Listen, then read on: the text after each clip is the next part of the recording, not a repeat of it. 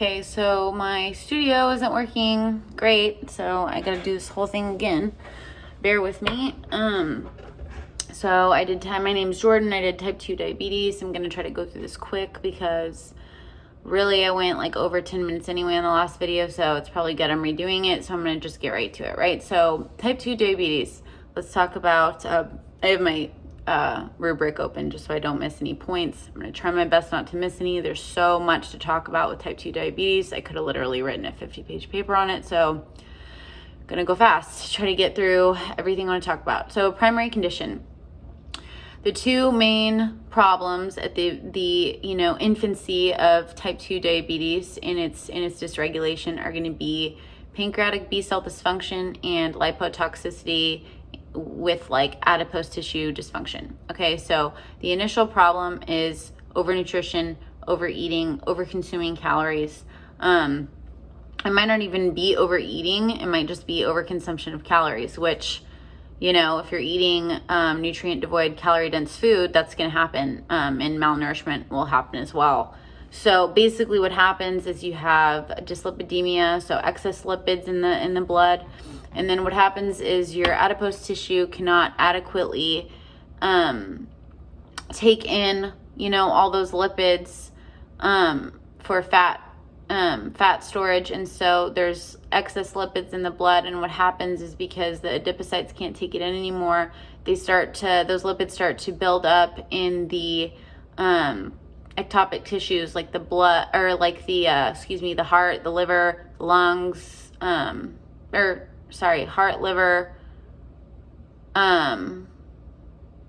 skeletal muscle, and so it causes a lot of excess inflammation and oxidative stress. And then also, not only that, it causes insulin receptors in those cells to be dysregulated and to dysfunction and to not allow insulin into the cell for glycogen, to create glycogen, right? And so because that's not happening, the inside of the cell is not able to send this cascade of signals to the rest of the body to say like, hey, we've had enough insulin, because we're creating glycogen. And so the body is not getting those signals. So what's happening is the pancreatic B cells in the pancreas are overproducing insulin because we're like, oh, well, insulin's not doing its job, so we must need more to get that glycogen in there. And then also the body is not sending the signal like, oh, we're producing glycogen. And so the liver is like, oh, well, we must need more sugar. And so the liver is actively breaking down glycogen into sugar and actively breaking down fats and proteins from gluconeogenesis into sugar. So we're having glycogenolysis from the liver, we're having gluconeogenesis from the liver, and then the pancreatic cells are just cranking out insulin, which puts a lot of oxidative stress on those cells, and a lot of endoplasmic reticulum stress on those cells. And then what happens is there's a mass die-off. So you'll see that there's 40 to 65% reduced levels of pancreatic B cells in diabetics versus non-diabetics, which is insane, huge number. And that's literally just from overstimulating, overexciting, and overstressing those cells. And then also what happens is there's a lack of differentiation. So what's happening is there's not a way for those new cells to be created because differentiation isn't helping them to be like, oh, well, you need to become a pancreatic B cell, So that's not happening either. So not only do you have excess circulating insulin because the insulin receptor and sugar because the insulin receptors aren't working, you also have excess sugar being actively created in the body even when you're not eating, right? From the liver and from gluconeogenesis and glycogenolysis. So big problems. And then what's happening is those things are causing other problems.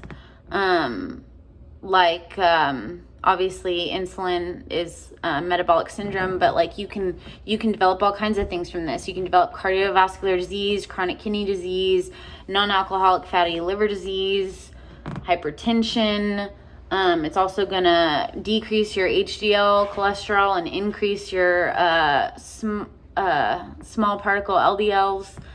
It's just bad news. So there's just a lot of different things firing and misfiring and just compounding upon each other. So that's like the metabolic cause, I'm looking at the rubric to make sure I don't miss anything. Let's see, diagnosis. So there's lots of different tests that you can do to find out if you're diabetic. So you can do fasting blood sugar, you can do glucose tolerance, you can do oral glucose tolerance, or you can do postprandial blood sugar. Typically for those tests, if your blood sugar is below 200, you can be in the clear. You're not diabetic, but you could be pre-diabetic. So you definitely want to get those a second opinion and get that retested. I personally, gold standard, and that's what's used today for everything is HbA1c. So if your HbA1c is above 5.7%, you're pre-diabetic, and if you're above 6.5%, you are diabetic. And then I forgot to mention, going back really quick with the oral glucose tolerance, so that can be a really good indicator, because if you have glucose in the urine, that is like automatic you have diabetes. Of course, you want to get, another second opinion because the test could have been faulty or whatever. But that's a really good indicator. But still, I would recommend getting your HbA1c checked. And that's also a really great way to kind of, as far as like we're talking about on the rubric, as far as, recommendations, additional testing, desired outcomes. Obviously you'd want to be below that 5.7 of prediabetes.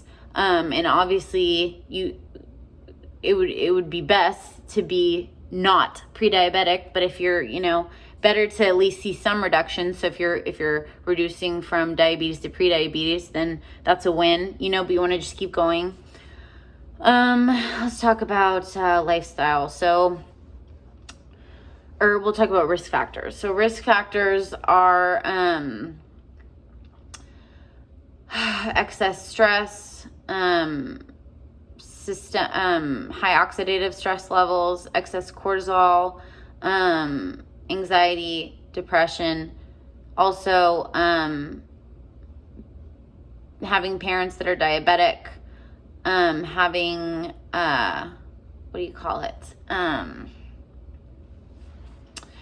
a high waist circumference or a disproportionate waist circumference to the rest of your body, because waist circumference tends to, abdominal obesity tends to coincide with insulin resistance. Specifically, insulin is a hormone, so that's something to watch out for. Do we see high anxiety and depression, and obviously high blood pressure, and a lot of conditions with type 2 diabetes are bidirectional, which basically means like they can cause diabetes, but they can also be caused by diabetes. So all those things earlier that I was talking about, the chronic kidney disease, non-alcoholic fatty liver disease, hypertension, cardiovascular disease, all those can cause diabetes or be caused by diabetes. So those are also risk factors. Also, a lot of times minorities will be in higher numbers because they're more prone to vitamin D deficiency because of the more melanin they have, and that's like just with any disease. So looking out for that, and we'll talk about more on vitamin D in a minute.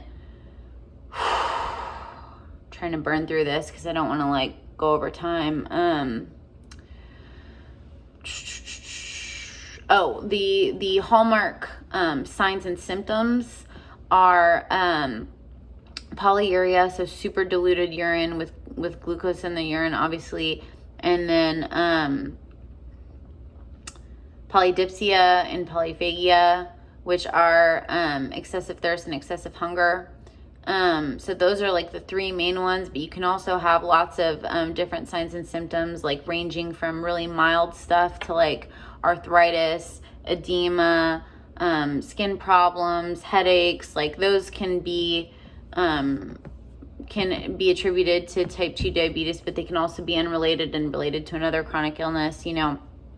And then also you'll have things like anthocyaninosis niagricans, which is like those dark spots on the skin. So you can look for that in your physical. Also, if you have a patient that has really, really bad diabetes and it's very poorly managed, you'll even see black hairy tongue, which honestly, like, so disgusting. Very not normal. That would be like a really bad case. Let me see what else. Sometimes poor vision can be a symptom. So really just paying attention to those things. And of course with the outcomes, you want to see a reduction, you know, in a lot of those, especially those of the skin and of the tongue. And of the body mass index. Although body mass index isn't always an indicator, because sometimes visceral fat trumps body mass index. So, you know, if you have someone with an abnormally high level of visceral fat, they're going to be more at risk than someone with just a regular high BMI. So that's something to pay attention to, and that's just because of the fat buildup in those ectopic tissues like we talked about. Let's see. Talked about signs and symptoms. We talked about risk factors. Let's talk about lifestyle modifications. So obviously it's not just overnutrition that causes this. It's a lack of physical activity. So we're not burning those calories. And that's just, you know, the very tip of the iceberg there. Physical activity can help to regulate your circadian rhythm. It can help to increase insulin resistance. It can help to reduce stress, you know, so like there's so many infinite benefits of working out. Now, that's not to say you need to over stress your body or over work out. Definitely not, because that's just going to create more, sympathetic nervous system, activation and cause more stress on the body. But, you know, doing a little bit of walking every day, kayaking, hiking, yoga, you know, whatever floats your boat. So increasing your physical activity can go a long way. Decreasing your sedentary lifestyle, being more social, hanging out with people who have good habits, not hanging out with people who have bad habits, who are gonna, you know, kind of reinforce a bad lifestyle.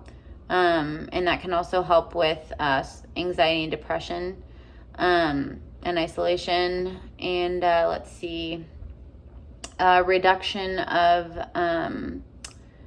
environmental toxins and stressors. So, you know, reduce your phthalates, reduce your EMF radiation in your blue light for your circadian rhythm, reduce your toxic cleaning chemicals, reduce your exposure to pesticides, buy organic whole foods. Stop buying things in boxes that say heart healthy. Stop buying things in boxes and in bags, you know, that are processed. Like, quit with the cereal and the bread and the gluten and the processed dairy and processed meats, farmed salmon or farmed fish. You know, all that stuff is super inflammatory. So just really kind of, well, I guess we'll get to diet in a second with micronutrients, so getting ahead of myself. But back to lifestyle. I can't remember if I talked more about circadian rhythm in the last one, or if I didn't touch on it as much, but circadian rhythm is so important. It can really help to reduce help your parasympathetic nervous system, help your body to calm down and rest and digest. Typically 7-8 hours is desirable for any person a night, but it's super important with diabetes. So they're finding that it can be as bad as a 9% increase of risk of diabetes with each additional hour that you're missing a night. chronically, right? So if you're missing like 2-3 hours a night, the risk factor is so high.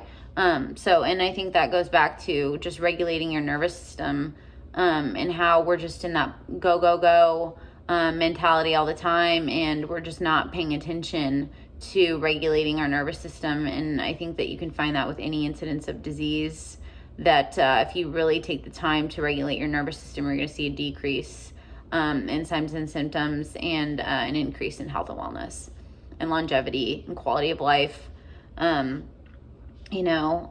Let's see. Let's go to vitamins and minerals. So before I talk about that, I want to talk about the importance of just an anti-inflammatory diet and a whole food diet. So I would recommend, my favorite diet plan is Mediterranean, but really, if I'm going to give my clients something, I'm going to suggest that they look up the anti-inflammatory diet pyramid on Google. Great resource. It's interactive. I have found that it has helped me with a lot with my problems. I felt that it's helped the people that I have, done diet plans with, for colitis and all kinds of things. It's been really helpful to pretty much everyone I've worked with and myself. So I really am big on that. Lots of herbs, lots of vegetables, lots of fruit. So we'll get into the vitamins and minerals now. So vitamin D, so 25 hydroxy vitamin D, you want to get that. I'm really big on, you can get it from the sun, but you can supplement it also. You're not going to get the toxicity from the sun like you would if you're over supplementing like 10,000 IUs a day with vitamin D, where you would get like headaches and nasty things like that. You wouldn't get the toxicities with the sun exposure. So I would recommend, 15 to 30 minutes a day, depending on like your melanin content of your skin. Oh, so that's going to help a lot with your insulin, and also with your oxidative stress, and also your parasympathetic activation, and your circadian rhythm. So it helps with a lot of things. But even your calcium regulation, we'll talk more about that in a minute. So really important. You want to be within, what were the numbers? I got them all right in the last video, so we'll see if I can do it again. It's, what is it for vitamin D? 400 to 2,000 milligrams a day. But as I said, get your sun. I really do think that like supplementing, it'll help, but I really just think that sometimes nothing can work like the sun, and that's just my personal opinion. But anyways, and then let's see, you can get that from eggs. You can get it from sardines. And then the next one would be vitamin A, vitamin C, vitamin E. So we'll go through those. So vitamin A, you want to look at retinol specifically, and beta carotene. So beta carotene is going to be from like your bell peppers and your carrots. Beta carotene is going to act more as an antioxidant to combat oxidative stress. And then retinol is going to act more to help with insulin and pancreatic B cells. So with your supplementation, you want to be within, let me think. It's 600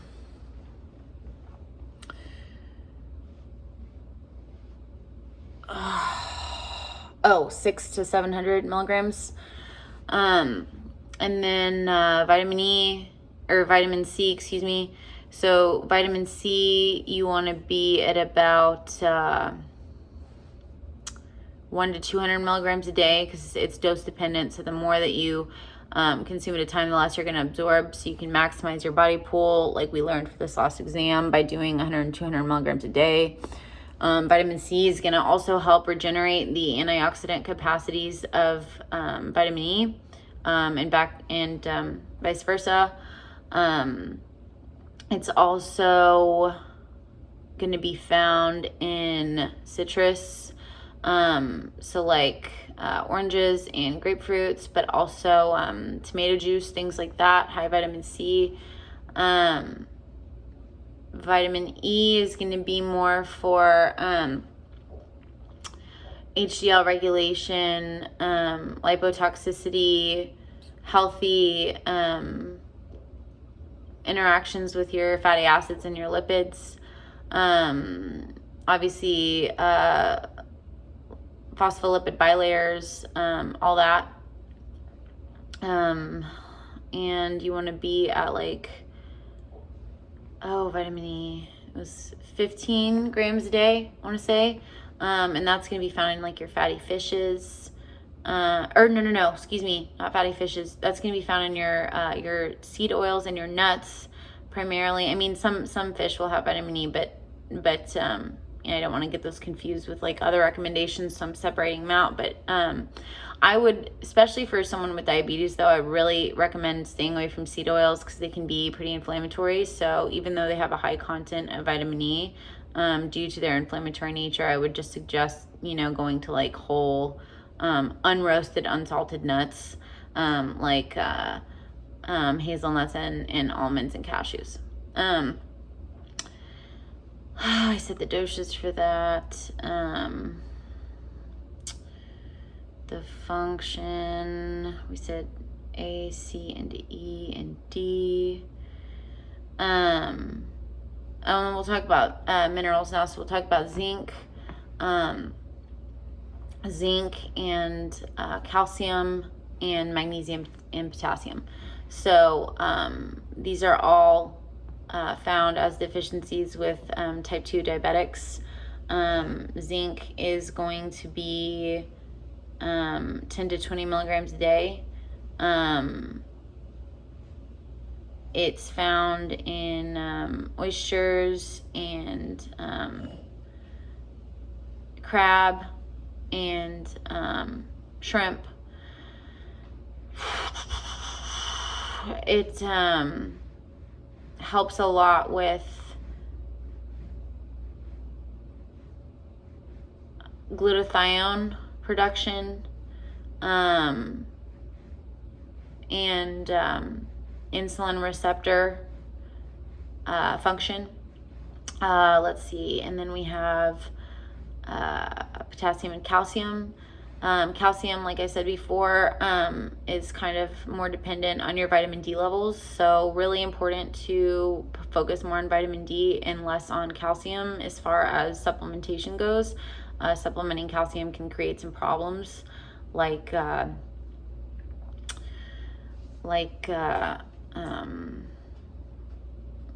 just calcification of arteries and the heart and different organs and stuff. So it's just not, and it can also cause osteoclast,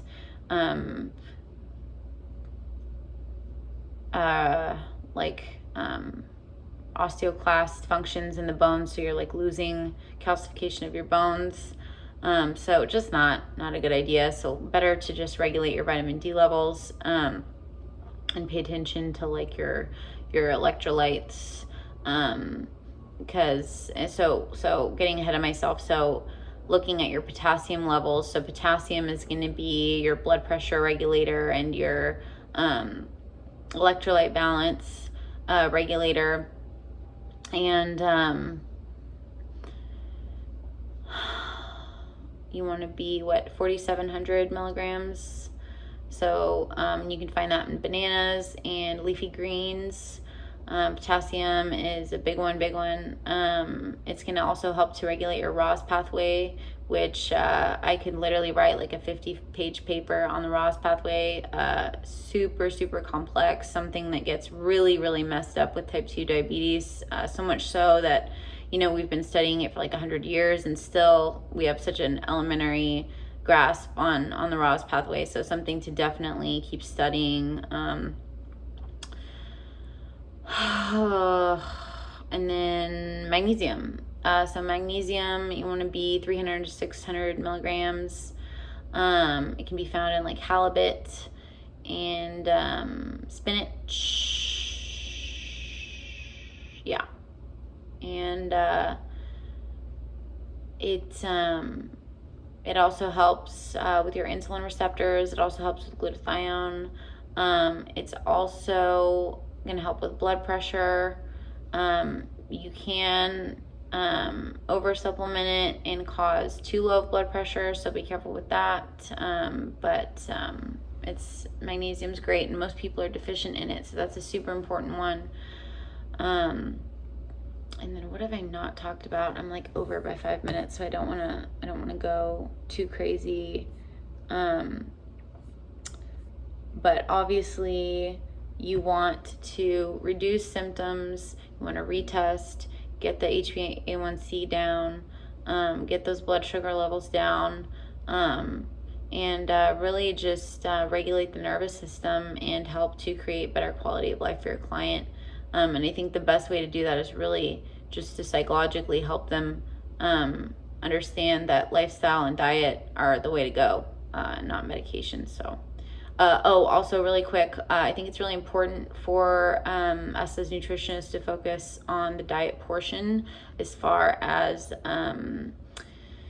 supplementation goes. I think whole foods need to be the first line of defense. If people with type 2 diabetes are chronically like malabsorbed, and if someone is having really bad malabsorption, there's no telling if they're going to really actually absorb the supplements that you're giving them. So whole food emphasis first, really explain that to them. And yeah, so I don't want to go too much over, so that's it.